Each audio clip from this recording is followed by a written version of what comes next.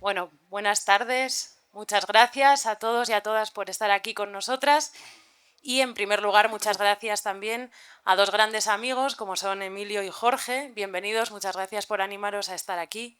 Os voy a presentar brevemente y mientras siguen llegando, porque hemos empezado con una puntualidad increíble, mientras siguen llegando otras personas, os quiero presentar brevemente a Emilio y a Jorge. Emilio Santiago es doctor en Antropología Social, es científico titular del Instituto de Lengua, Literatura y Antropología del CSIC y ocupa allí una plaza sobre la antropología de la crisis climática. Es además activista ecosocial, fundador del Instituto Rompe el Círculo de Móstoles y militante en Más Madrid, Más País. Entre 2016 y 2019 ocupó el cargo de director técnico en medio ambiente en el Ayuntamiento de Móstoles, donde impulsó también el proyecto Móstoles Transita. Ha publicado numerosos libros, entre los que voy a destacar solamente Contra el mito del colapso ecológico, Rutas sin mapa, Opción cero, e incluso Sentir Madrid como si existiera un todo, que me gusta especialmente. Por su parte, Jorge Richman es profesor de Ética y Filosofía Política en el Departamento de Filosofía de la Universidad Autónoma de Madrid. Coordinó desde 2013 hasta 2020 las actividades de GINTRANS, el grupo de investigación antecesor del Grupo en Humanidades Ecológicas, del que ahora forma parte también.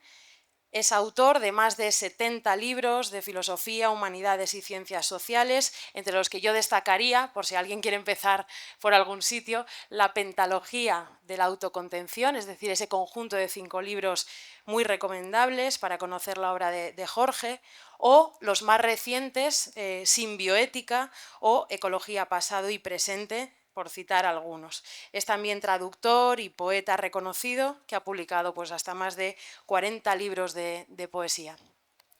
Hubiera sido, yo creo, impensable que en un festival de las ideas no hubiera un espacio para pensar la crisis ecosocial y alguna de sus aristas. El título del diálogo que nos convoca esta tarde ha sido Cuando calienta el sol, y quería lanzar, en primer lugar, una pregunta rápida para ir calentando motores, y es ¿qué película, qué canción, qué poema se os viene a la cabeza con esto de Cuando calienta el sol? Bueno, buenas tardes a todas y a todos. Muchas gracias al Festival de las Ideas por la invitación y un verdadero placer estar con dos amigos como Jorge y Carmen, con los que llevo teniendo esta conversación muchísimos años y aprendiendo un montón. Pues lo primero que se me viene a la cabeza es la novela de Kim Stanley Robinson, El Ministerio del Futuro. Yo creo que la mejor novela de ciencia ficción política sobre la crisis climática que se ha escrito. Es un libro que comienza con una ola de calor extrema en la India, que mata a 20 millones de personas en una semana, más que toda la Primera Guerra Mundial.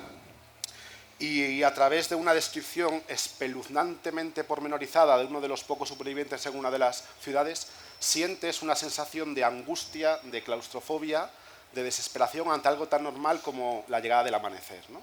Yo creo que son algunas de las páginas de terror más conmovedoras que he leído nunca, y me parece interesante traerlo porque nos refleja un cambio en un arquetipo simbólico, porque el sol casi siempre ha sido en nuestras narrativas sinónimo de la vida buena, de la vida dulce, ¿no? del gozo, y en este libro se hace como un giro simbólico y el sol se convierte en un arquetipo de la lucha por la supervivencia. Entonces cabe hacerse algunas preguntas, ¿no?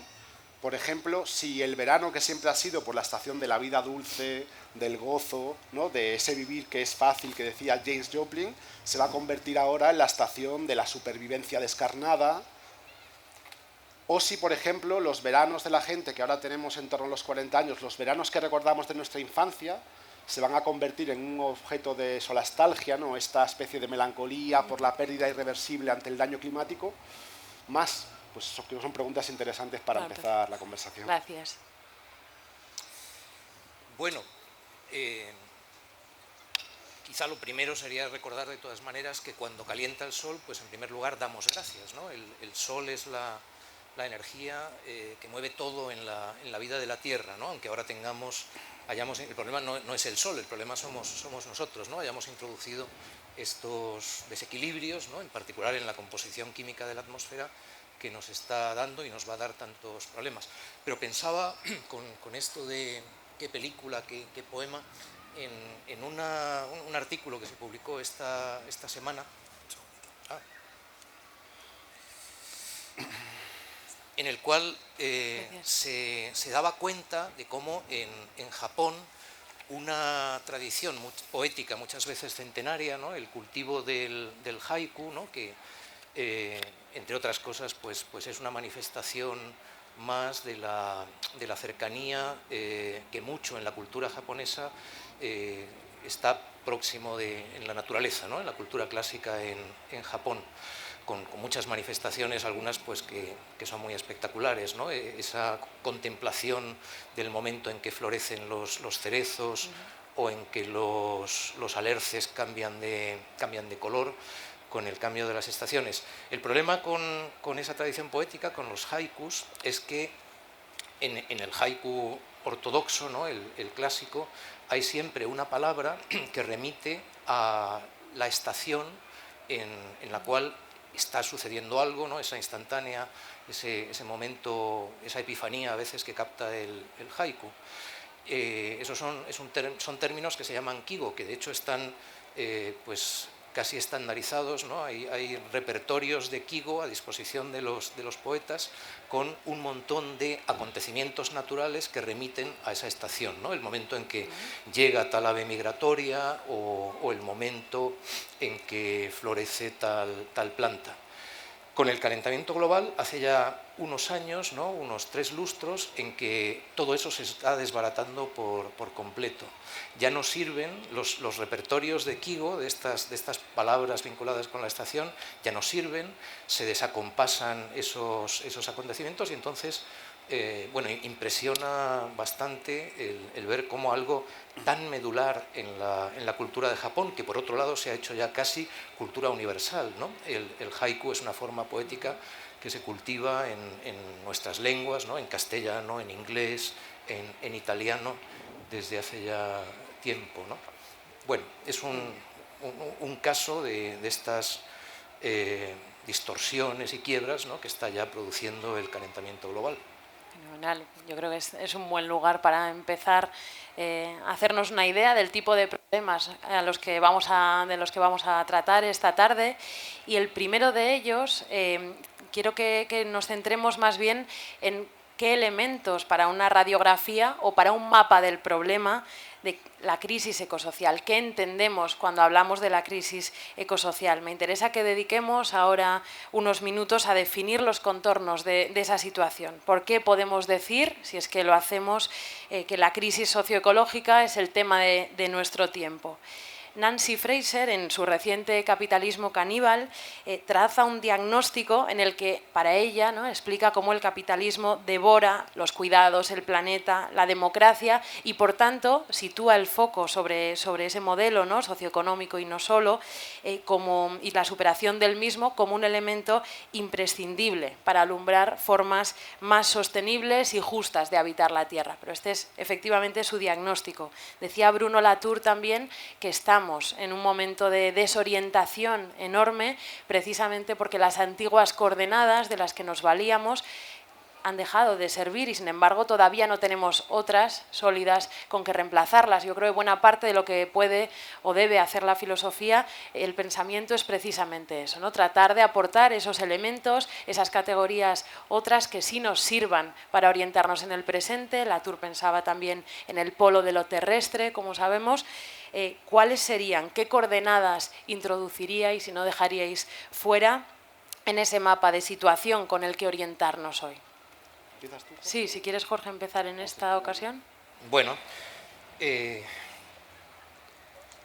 yo creo que el punto de partida debería ser, ¿no? la conciencia de que nos encontramos en una situación histórica absolutamente excepcional, ¿no? Estamos ante un tipo de cambios que nos introducen en un mundo muy diferente, no solo del que conocíamos en tiempos recientes, sino del que han conocido muchas generaciones anteriores a nosotros y en algunos aspectos que los que han conocido, los mundos que han conocido ningún otro Homo sapiens en el pasado, ¿no? Esto, claro, pues son palabras mayores. Yo a veces empleo un par de términos en inglés para intentar captar como dos grandes dimensiones de esta situación. Son las palabras que tienen una estructura común. overkill y overshoot. Overkill es un término que viene de la Guerra Fría. Es una palabra que se acuña cuando en los años 50 del siglo XX se acumula ya suficiente poder destructivo, poder nuclear destructivo, para acabar ya no una, sino más veces, ¿no? Por eso sobremuerte, overkill, con toda la especie humana. Esa es una situación también nueva y hay un corte, ¿no?, que recogen pensadores importantes de la época, entre otros Günther Anders, pero claro, no solo él, también quien fue su primera esposa, Hannah Arendt, también recoge eso, bueno, y otros pensadores y pensadoras. Entonces está con nosotros esa capacidad de sobremuerte. Y luego tenemos el segundo término, overshoot, significa extralimitación, ¿no?, extralimitación ecológica. Es quizá la dimensión más importante, no la única, ¿no?, porque hay otras también muy significativas, pero quizá la dimensión más importante de la crisis ecológico-social en la cual estamos ya desde hace un tiempo y que sigue agravándose. Extralimitación ecológica porque nos encontramos, se ha puesto en marcha pues, un sistema socioeconómico autoexpansivo, ¿no?, impulsado por una clase de energía también bastante incomparable con lo que había antes y probablemente con lo que habrá después, los combustibles fósiles, ¿no? Por eso hablamos no solo de capitalismo financiarizado, por ejemplo, sino también de capitalismo fosilista, y un sistema en el cual, en última instancia, pues esos mecanismos de acumulación de capital, valorización del valor, ponen en marcha pues, toda una dinámica social que nos lleva a chocar contra los límites biofísicos de la Tierra y seguir empujando, digamos, ¿no? Eso se puede hacer visible con herramientas como la huella ecológica, ¿no? Y por eso decimos a veces, llamamos la atención sobre cómo desde 1980 aproximadamente tiene lugar ese sobrepasar la huella ecológica conjunta de la humanidad, es decir, el uso, la medida que puede darse en términos territoriales para el uso de materiales, el uso de sumideros en la biosfera, el acaparamiento de espacio ecológico. Esa huella ecológica conjunta de la humanidad supera la biocapacidad de la Tierra y luego sigue creciendo, de manera que ahora, según nos van diciendo los informes que se publican regularmente, estamos en más o menos más de un 170% de esa biocapacidad de la Tierra. Estamos viviendo como si en promedio tuviéramos a nuestra disposición 1,7 planetas Tierra, con enormes disparidades entre lo que, simplificando las cosas, llamamos norte global y sur global, de tal manera que para los países, y se pueden hacer esos análisis también por clases sociales, por sectores económicos, pero en términos de país, pues los que están usando más espacio ecológico, más recursos, más sumideros, no son solo 1,7, sino Australia o Estados Unidos, pues tienen huellas ecológicas de hasta 4 o 5 veces el territorio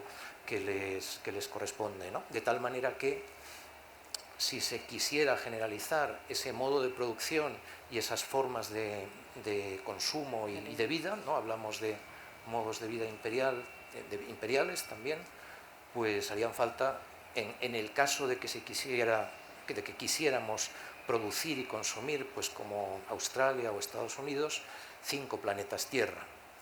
Y eso, bueno, pues nos remite también, ¿no?, a ese carácter de situarnos fuera de lo terrestre que tú estabas evocando de la mano de Latour, ¿no? Bueno, hay unas pinceladas para empezar. Se puede insistir luego en algunos elementos más, porque no es solo una cuestión de choque contra los límites, también de lo mal que encajan los sistemas humanos en los sistemas naturales, de cómo introducimos xenobióticos, ¿no?, elementos químicos o organismos transgénicos que no necesariamente encajan bien, o a veces sabemos que encajan fatal con la química de la vida, por ejemplo. O sea, hay más dimensiones, pero bueno, para empezar yo creo que esta de la extralimitación nos sirve para pensar las cosas.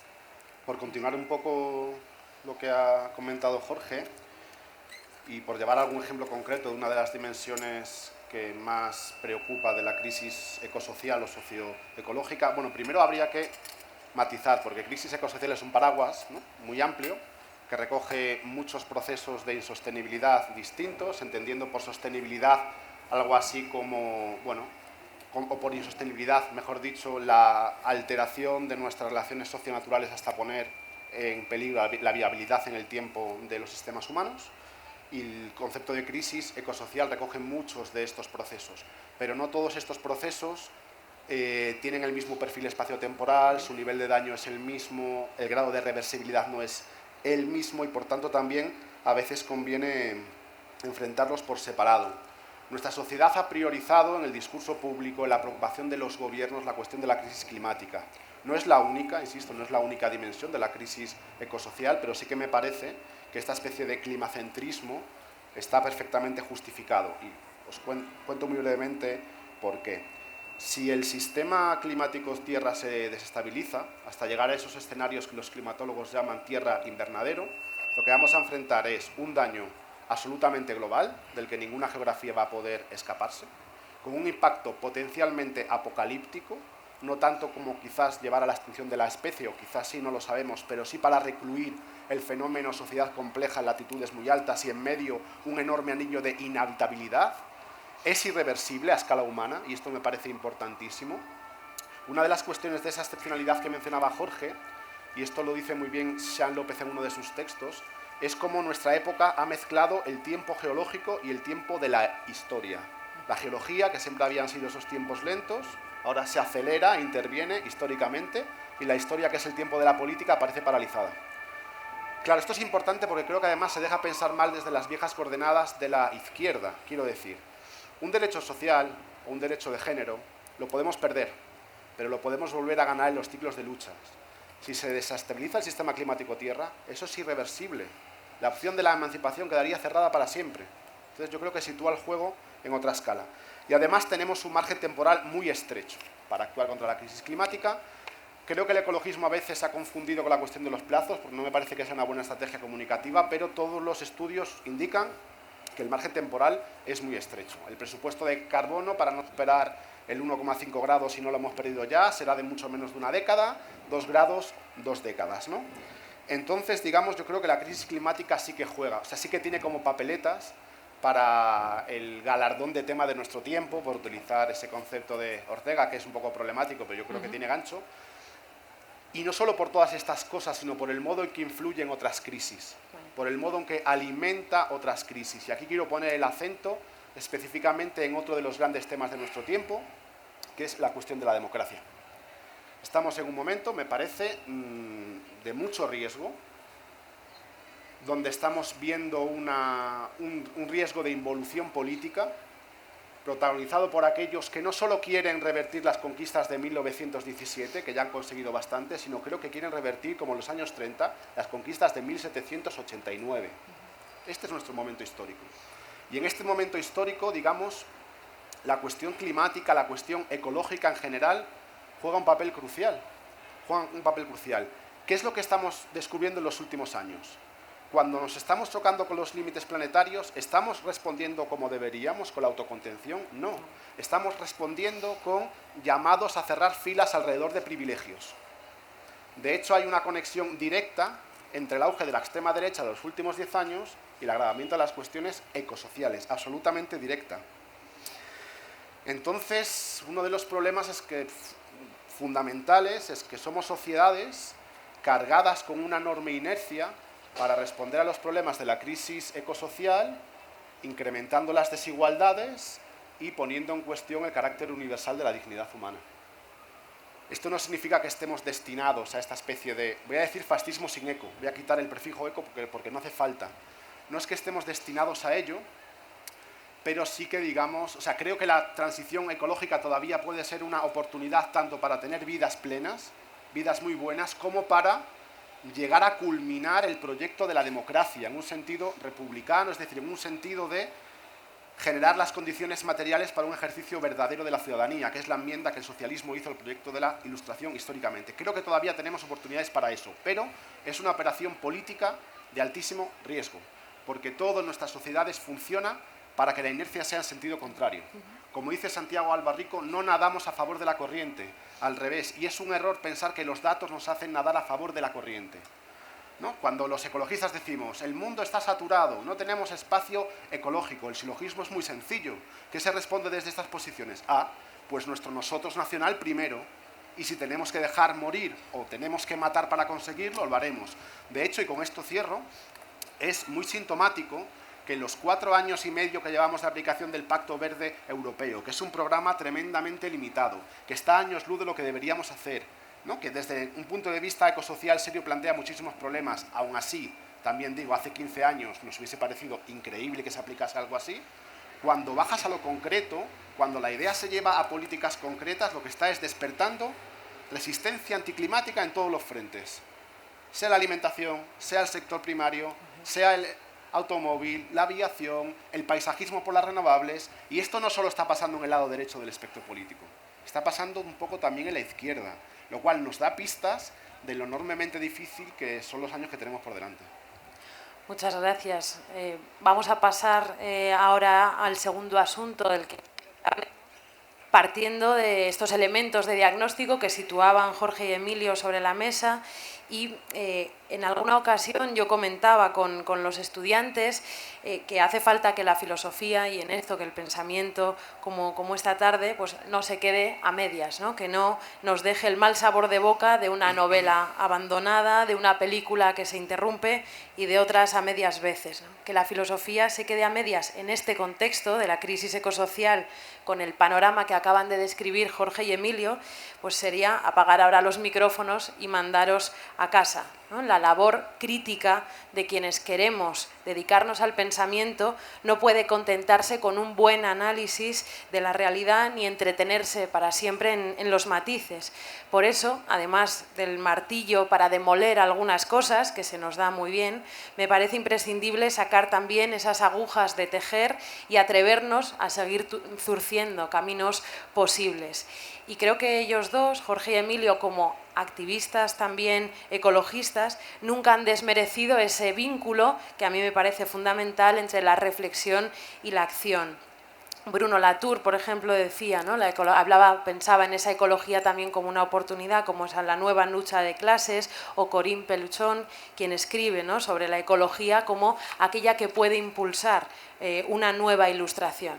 La pregunta para abrir esta segunda parte sería ¿qué agentes entonces, ¿no? creéis vosotros y qué procesos nos parecen los más indicados para poner en marcha esos grandes cambios que necesitamos, nadando, como sugería Emilio, a contracorriente? Necesitamos una nueva praxis social, como ha sugerido en algún libro, ¿no? Jorge Richman, una mejor tecnología. ¿Cuánto fiáis a los cambios políticos, institucionales o a las acciones también civiles de protesta, como la desobediencia civil? ¿Dónde pondríamos el acento para pensar en el cómo y en el hacer a partir del diagnóstico? Empiezo yo si quieres. Vale. Esta es una pregunta sobre la que llevamos dando vueltas igual 200 años, así que tampoco creo que esta tarde vayamos a solucionarla. Pero bueno, para contestarla voy a hacer como un par de consideraciones previas, intentaré ser relativamente breve. Creo, en primer lugar, que es poco discutible que eso que a brocha gorda podemos llamar capitalismo, que sería un término que merecería cierta discusión, y esto lo comentaba muy bien antes Jorge, es una de las causas profundas de la crisis ecológica, seguramente no la única, ¿no? A veces tendemos a sobredimensionarla. Hay otras cuestiones, por ejemplo, el hecho de que vivamos en una comunidad internacional donde múltiples estados se ven obligados a competir entre sí, hace que muchos de los desafíos de la crisis ecológica acaben convirtiéndose en una especie de dilema del prisionero perverso, ¿no? Y ahí hay otra razón de sostenibilidad clara. Pero por centrarnos en el capitalismo, yo creo que no vamos a hacer en 2 décadas lo que no hemos hecho en 200 años. Es decir, el capitalismo no lo vamos a superar, no lo vamos a desmontar en 20 años. Creo que lo que sí que podemos aspirar a hacer, y me parece que no es poco, es redirigir el intervencionismo del Estado, que nunca se fue, porque es mentira que el neoliberalismo sea una esencia de intervención del Estado. Lo que es una intervención contra el mundo del trabajo, que es distinto, ¿no? Pero lo que creo que sí que podremos hacer es dirigir ese intervencionismo del Estado a favor de las grandes mayorías populares, y me parece que además este es un terreno de juego que se ha puesto relativamente interesante en los últimos años, con el agotamiento del modelo neoliberal, cuyo certificado de defunción acaba de firmar alguien como Mario Draghi hace apenas unos días, directamente.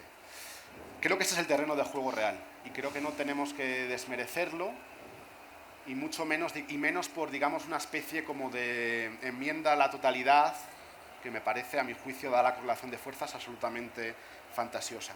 La segunda consideración que me parece interesante también poner encima de la mesa para pensar el cómo es que seguramente, intuyo, que yo voy a tener una posición respecto a un tema fundamental un poco menos pesimista que la de Jorge, que es la cuestión de qué disponibilidad energética tenemos para hacer la transición. Yo creo que es una cuestión importante, le dedico simplemente un par de ideas.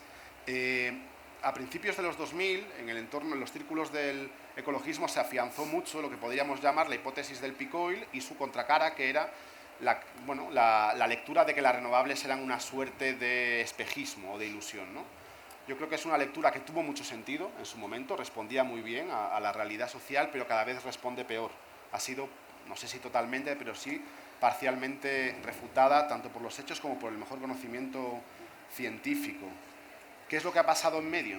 Ha pasado algo que a la izquierda solemos hacer mucho, que es subestimar el capitalismo. Subestimar las posibilidades de innovación que el capitalismo demuestra cuando encuentra una miserable rendija de rentabilidad. Entonces, ¿qué es lo que hemos conocido? Que la revolución del fracking ha inundado los mercados de combustibles fósiles. Hoy tenemos combustibles fósiles explotables suficientes para agotar varias veces nuestro presupuesto climático. Esto es una mala noticia, es decir, el peak oil no nos va a salvar del cambio climático. La buena noticia es que las renovables han conocido también en parte su proceso de revolución tecnológica, que yo animo a conocerlo en profundidad para quien esté interesado, porque es sorprendente, es absolutamente sorprendente. La fotovoltaica ha conocido un proceso de reducción de costes de los que no hay en la historia económica apenas ejemplos parecidos. Quizás los transistores ¿no? Y luego nos ha llevado a un mundo tan digital como este. Lo mismo pasa con el almacenamiento, procesos que decíamos hace 10 años que no se podrían electrificar, se están haciendo. Ahí tenemos un elemento de esperanza. E incluso su talón de Aquiles desde un punto de vista ecosocial, que son los minerales, todos los estudios, incluso los más pesimistas, dicen esto es un problema, pero es un problema gestionable. Gestionable con una proyección de demanda distinta, gestionable mediante el reciclaje en el que estamos en pañales, etc. Con todo este panorama, si me preguntas por el agente fundamental, ¿no? Que siempre es creo que el cambio social es una cosa como muy múltiple, ¿no? Pero si tuviese que poner el acento en un sitio, yo lo pondría en el Estado.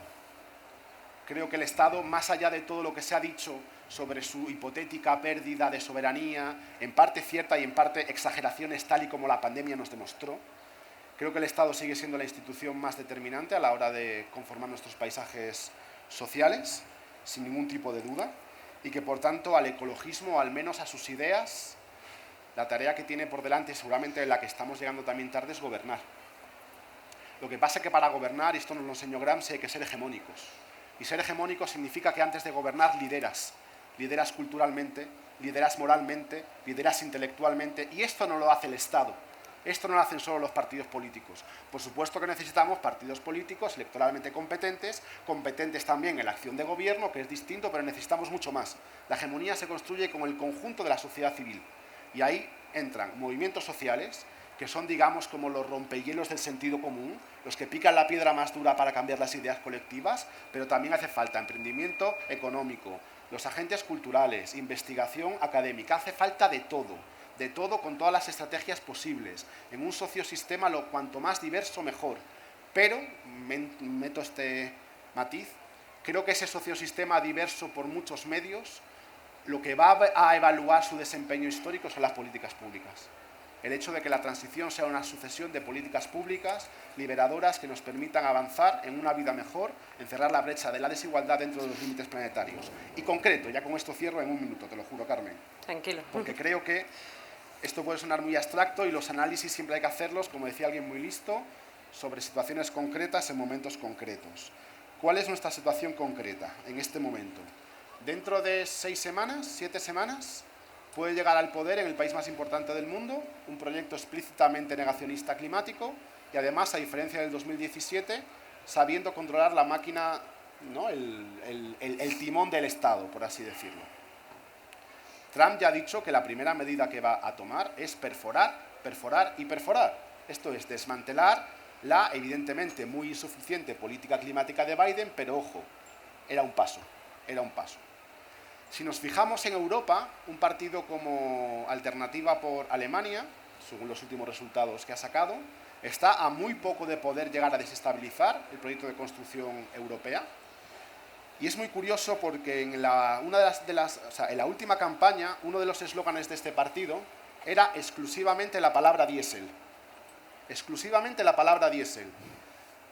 Lo cual también invitaría a pensar a algunos compañeros ecologistas cuando a veces, y yo también lo he hecho, ¿no? Pero a veces jugamos, ¿no?, a generar un poco de miedo a ciertas escaseces que luego al final no tienen esos efectos. Pensemos también en los daños colaterales, en la alfombra roja que estamos poniendo para según qué sujetos lleguen al poder. Entonces, todo esto, ¿dónde voy?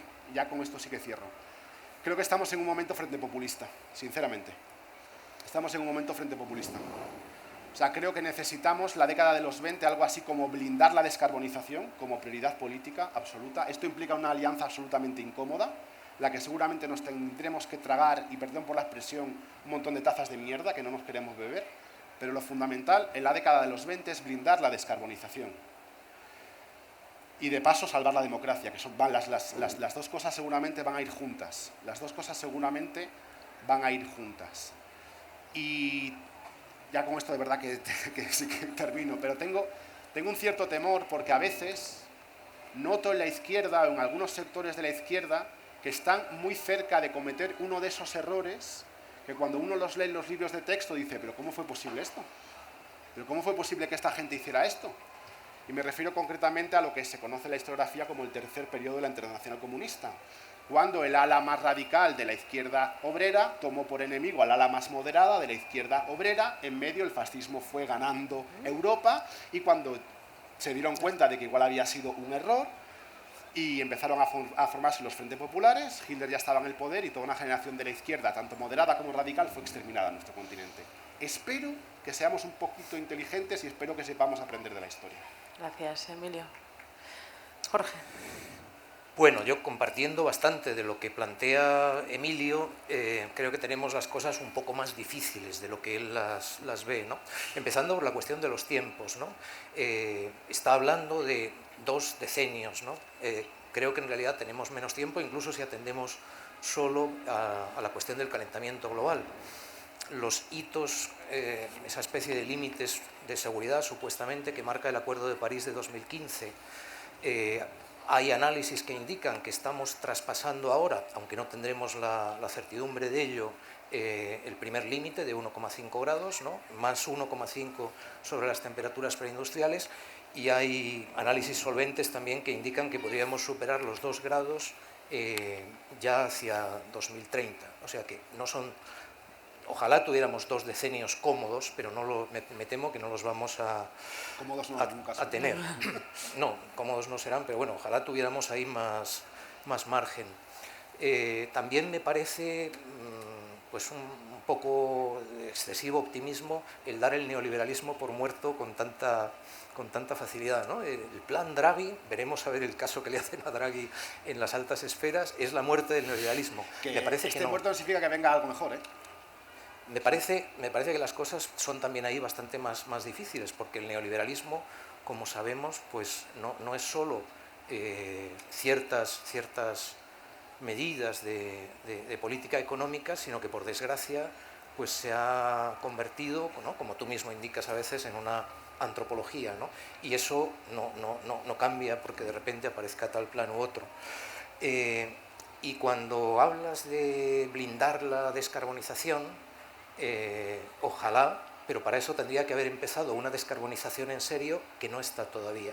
Que no está, y ahí está la dificultad política mayor, porque lo que estamos llamando transición energética de manera bastante, bueno, transición ecológica de manera bastante reductiva, limitando la transición energética, y transición energética otra vez de manera muy reductiva, limitándola a ir desplegando fuentes renovables de electricidad, todo eso queda bastante por detrás de lo que necesitaríamos poner en marcha, pero es que además, hasta ahora, lo que estamos haciendo en ese incremento de electricidad de origen renovable, que es efectivamente pues muy notable en algunos países, eso está añadiendo energía al mix con el que funcionamos, pero no está haciendo disminuir a escala global. Luego, localmente, por supuesto, tenemos otras circunstancias, pero claro, estamos hablando del calentamiento global, donde lo que nos importa son las emisiones. Estamos añadiendo mucha potencia eléctrica con renovables, al mismo tiempo que siguen creciendo las emisiones, y al mismo tiempo que lo que nos dicen los estudios más bien conservadores del IPCC, pues es que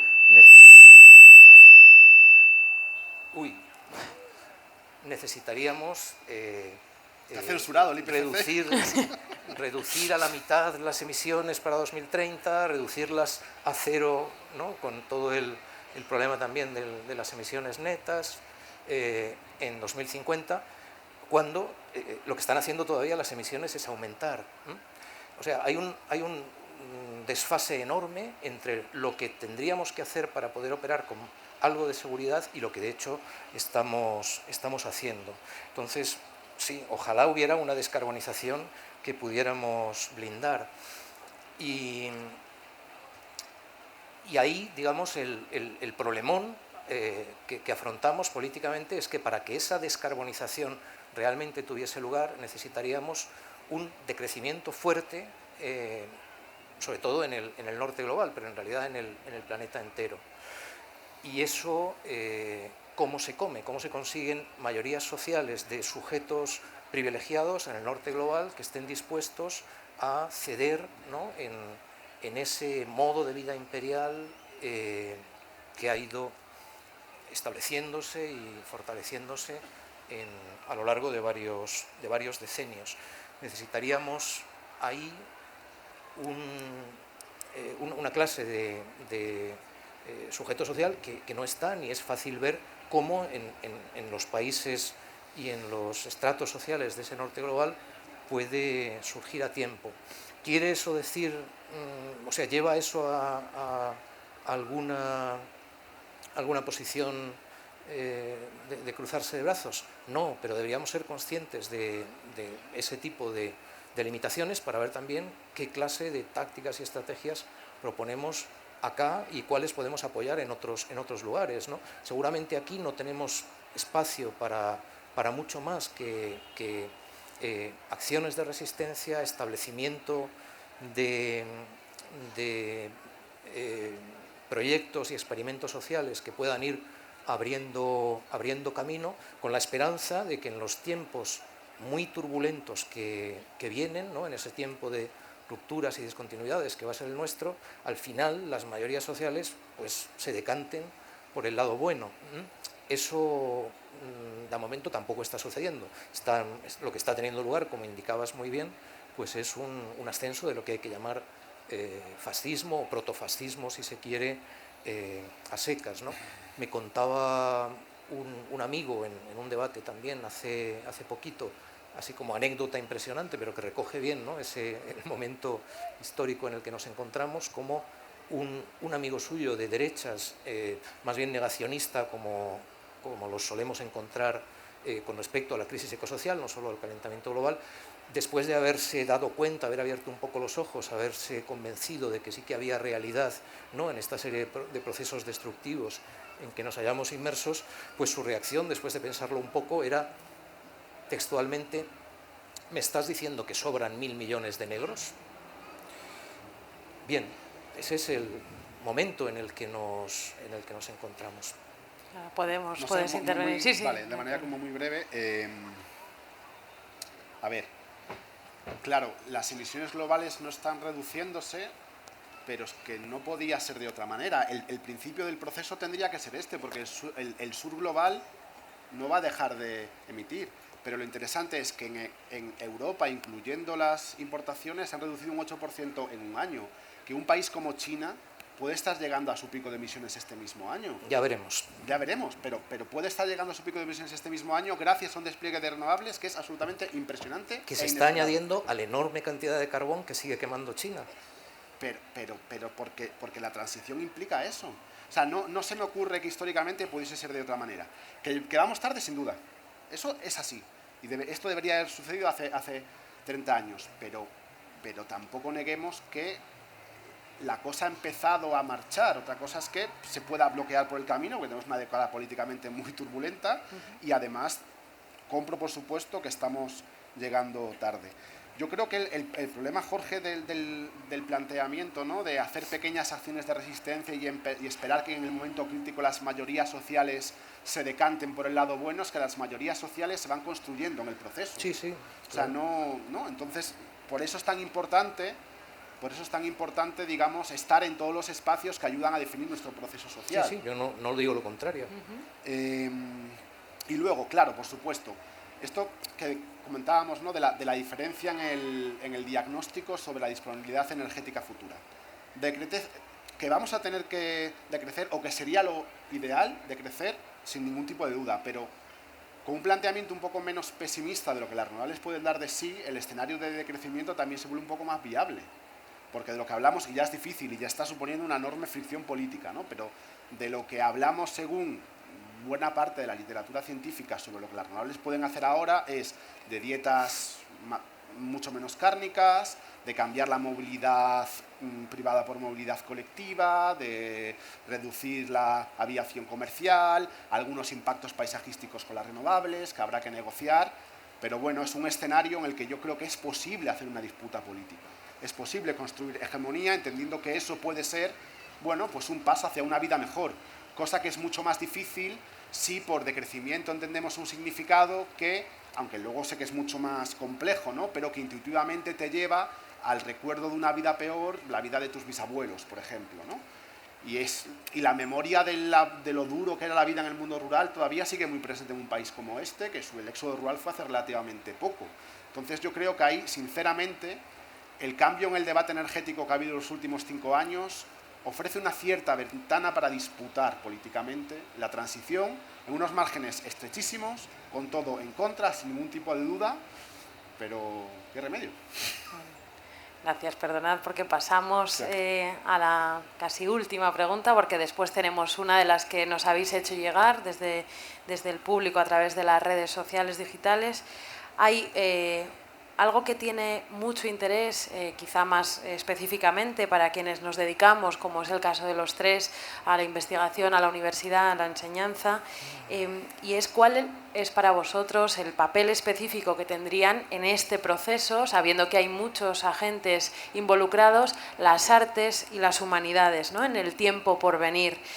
Nosotros hablamos de humanidades ecológicas, quizá podáis esbozar algo sobre esto o simplemente pues, insinuar cuál podría ser, ¿no?, desde vuestra perspectiva, el papel de las artes y las humanidades, bien para pensar las transiciones ecosociales o los procesos de decrecimiento ordenado en sociedades como las nuestras.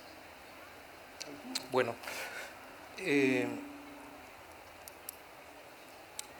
quizás se vea ya, ¿no?, después de lo que hemos estado comentando, que al hablar de crisis ecológico-social no estamos hablando, incluso la palabra crisis es un poco engañosa en el sentido de, bueno, las crisis pues son dificultades que se encuentran en un trayecto histórico y que en general se superan, ¿no?, aunque puede haber crisis muy graves. Estamos hablando de otra cosa, estamos hablando de una situación históricamente incomparable con las otras. Eso indica también que toca seguramente trabajar en las raíces, ¿no?, en las raíces culturales de una situación así.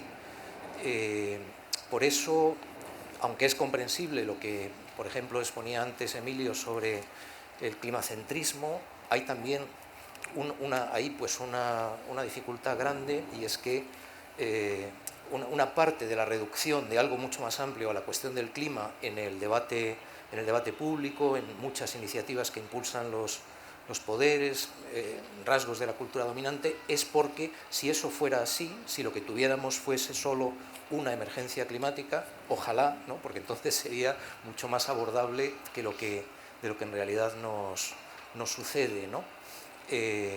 Podría, ¿no? Esa es de hecho la posición que encontramos en muchas de las iniciativas oficiales, ¿no? Incluyendo el Pacto Europeo, muchas medidas de políticas públicas que ahora se están aplicando. Sería resoluble básicamente con cambios tecnológicos. No es así, nosotros sabemos, ¿no?, los tres, que hacen falta cambios sociales profundos, y eso quiere decir trabajar como en las bases para una cultura distinta.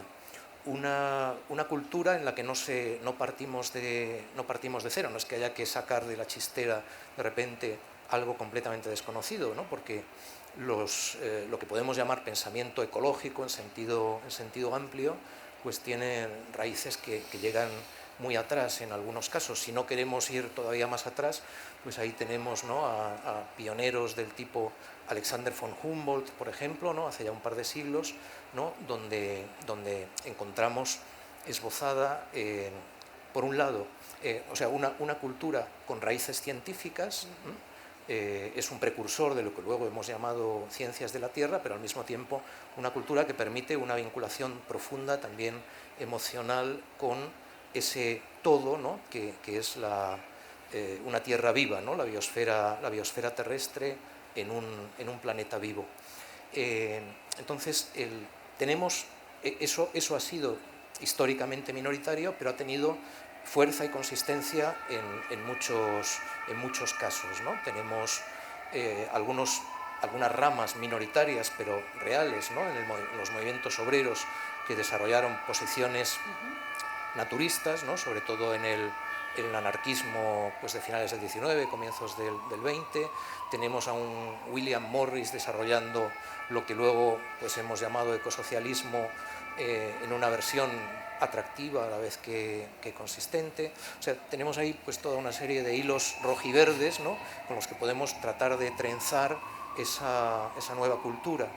Y al mismo tiempo no se trata solo de mirar hacia atrás para identificar, ¿no?, esos elementos que podemos tratar de activar, con los que podemos volver a conectar, sino que tenemos también, pues, un campo de experiencias amplio, más reciente, ¿no?, en el último medio siglo aproximadamente, en lo que es ya el despliegue de los movimientos ecologistas modernos, donde también hay mucha reflexión, experiencia, propuesta, no solo teóricas, sino en un campo de prácticas amplio, ¿no? Entonces, bueno, yo iría por ahí.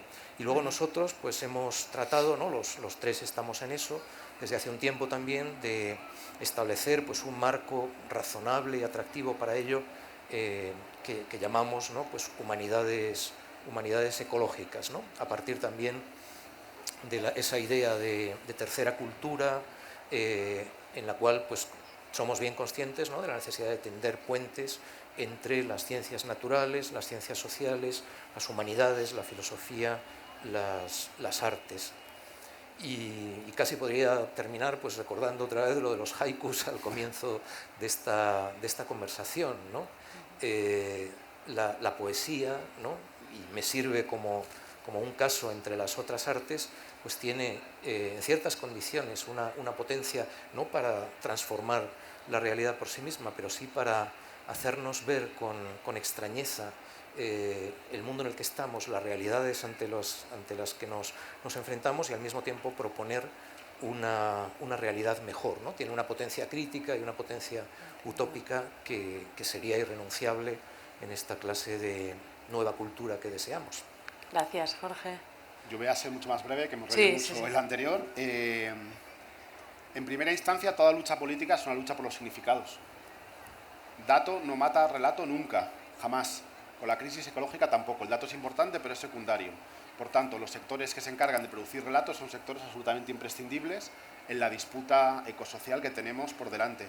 Yo creo que aquí hay que operar en muchos niveles distintos. Lo que comenta Jorge es imprescindible, aunque yo creo que esto es como cuando en el 15M se dividió en asamblea de política de corto plazo y de largo plazo. No sé si estuvisteis en el 15M, si lo recordáis. Por supuesto que tenemos que hacer ese trabajo de cambio cultural más antropológico, como más de fondo, ¿no?, de construir una nueva cultura, pero también tenemos que hacer política con la cultura que tenemos, con lo que hay para las disputas más urgentes, ¿no? Y en ese sentido yo creo que la cuestión fundamental es cómo logramos oponer a esa especie de inercias fascistas que hemos comentado durante toda la conversación un horizonte de vida más deseable que sea compatible con los límites planetarios. Un trabajo ingente en el que toda imaginación política será poca, todos los esfuerzos de las artes y las humanidades serán pocas, pero que tenemos que hacer. Y en paralelo también hay que trabajar por un cambio antropológico más profundo en la línea de lo que apuntaba Jorge. Fenomenal. Y conectando con esto, también os pido respuestas breves, porque con esto casi acabamos. Es esa pregunta seleccionada de entre aquellas que nos han enviado, ¿no?, por redes sociales digitales, quienes sabían ya de esta conversación.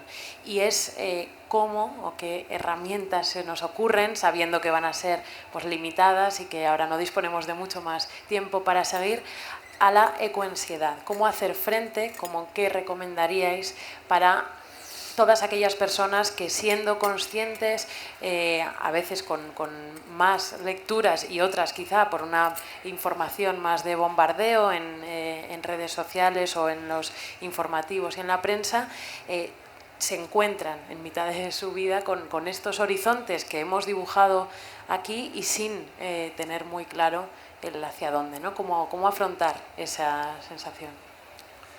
Bueno, perdón. Bueno. Nada, también yo creo que, al menos mi experiencia personal, no sé si este punto es generalizable, el mejor remedio contra la ecoansiedad que yo he conocido es los momentos de activismo. O sea, el formar parte de una comunidad que al menos se esfuerza y se preocupa por organizarse por esto o por otras cuestiones, ¿no? Y ahí, evidentemente, pues eso no la va a eliminar, pero tiene un algo que la matiza y la hace llevadera e incluso la puede hacer productiva. Yo diría algo parecido, pero también intentando descender a lo mejor un escalón, no solamente el activismo de manera directa. Uno de los elementos peores de la situación en la que nos encontramos, que antes hemos evocado un poco, es ese tipo de antropología neoliberal que ha ido cuajando, que nos convierte en seres aislados, ¿no? Es el individualismo posesivo, ¿no?, que se convierte en una suerte de sentido común y que hace que va además tan en contra de lo que se puede llamar, sin exagerar mucho, la naturaleza humana, que nos vuelve extremadamente infelices, ¿no? O sea, hay un montón de malestar en torno a eso. El mejor consejo que se puede dar frente a la ecoangustia es vincúlate con los otros, o sea, rompe en lo que puedas ese aislamiento, y eso puede ser, a lo mejor no lleva directamente al activismo, en algunos casos sí, pero puede llevar pues a un club de lecturas verdes en la biblioteca que tengo más próxima, puede llevar a un club de montaña. Es esencial el ir rehaciendo todo lo que podamos el vínculo social. Roto, fragmentado. Fenomenal. Pues muchas gracias. Yo me he tomado la libertad de jugar un poco, ya que soy lectora de ambos, y para terminar ya quiero leer un párrafo que comparto plenamente, que creo que puede despertar, ¿no?, también interés entre el público, que ninguno de los dos habéis escrito, pero que debería sonaros porque está precisamente cosido con frases vuestras de publicaciones del año pasado. No me he ido muy lejos. En un mundo ecológicamente lleno, la verdadera fuerza es la asociación de los débiles. En un mundo ecológicamente lleno, el factor que nos puede garantizar evolución adaptativa y prosperidad es el apoyo mutuo. El Homo sapiens, como los simios supersociales que somos, aunque sumamente tribales, es bueno en los deportes de equipo. Ahora se trata de que nos demos cuenta de que el equipo ha de incluir también al fresno y a la babosa, a la abeja y al arrendajo, al virus y a la bacteria. Habitar un mundo ecológicamente lleno pero común implica una nueva narrativa política, una fraternidad no antropocéntrica, un humanismo ecológico y humilde que asuma de forma radical nuestra finitud, un humanismo no antropocéntrico. Estamos luchando, en definitiva, por el derecho a una declaración multilateral de nuestras muchas dependencias. Bueno, no me queda más que agradeceros y agradecer al público la escucha y la conversación. Gracias.